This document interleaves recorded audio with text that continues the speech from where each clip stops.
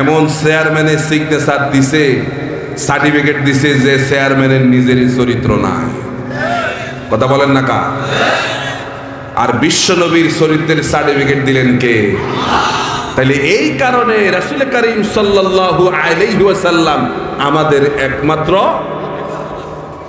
3 নম্বরে চলে যাচ্ছি, বিশ্ব নবী আমাদের শ্রেষ্ঠ সম্পদ, ঠিক কি না? বিশ্ব নবী আমাদের শ্রেষ্ঠ, কোন সন্দেহ আছে? আল্লাহ রাব্বুল আলামিন বলেন, কুল বিফাদলিল্লাহি ওয়া বিরহমাতিহি ফাবিযালিকা ফালিয়াফরাহু হুয়া খায়রুম মিম্মা ইয়াজমাউন। আল্লাহু আকবার। হাবিব মানুষদেরকে জানায়া দেন আল্লাহ রাব্বুল আলামিনের দয়া অনুগ্রহ। তাফসীরে কুরতুবীর মধ্যে এসেছে আল্লাহ পাকের সবচেয়ে বড় দয়া হচ্ছে রাসূলকে আমাদের জন্য আল্লাহ রাব্বুল আলামিন শ্রেষ্ঠ সম্পদ করে পাঠিয়েছেন।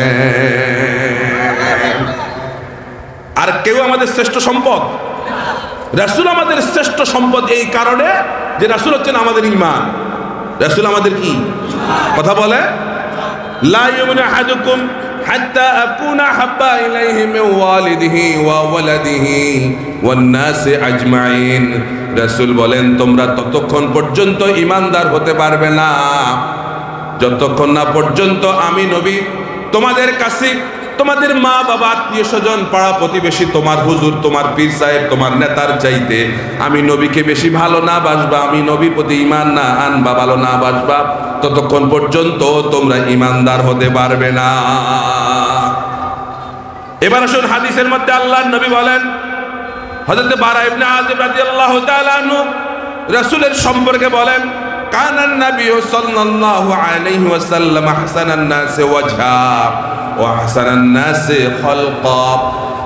হযরত বারা ইবনে আযিব বলেন রাসূল করিম সাল্লাল্লাহু আলাইহি সাল্লাম তিনি ছিলেন শ্রেষ্ঠ সুন্দর, সবচেয়ে সুন্দর মানুষ ছিলেন রাসূল, আর তিনি সৃষ্টির শ্রেষ্ঠ ছিলেন, শ্রেষ্ঠ মাখলুক।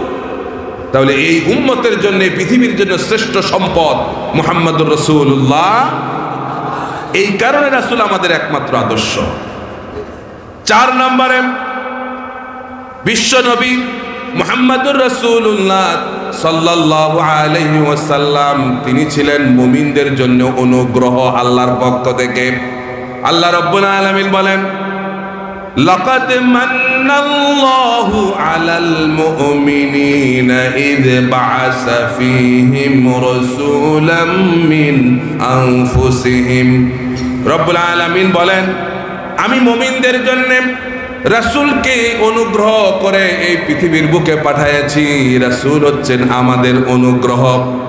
মুমিনদের জন্য একমাত্র অনুগ্রহকে মুহাম্মদুর রাসূলুল্লাহ সাল্লাল্লাহু আলাইহি ওয়াসাল্লাম।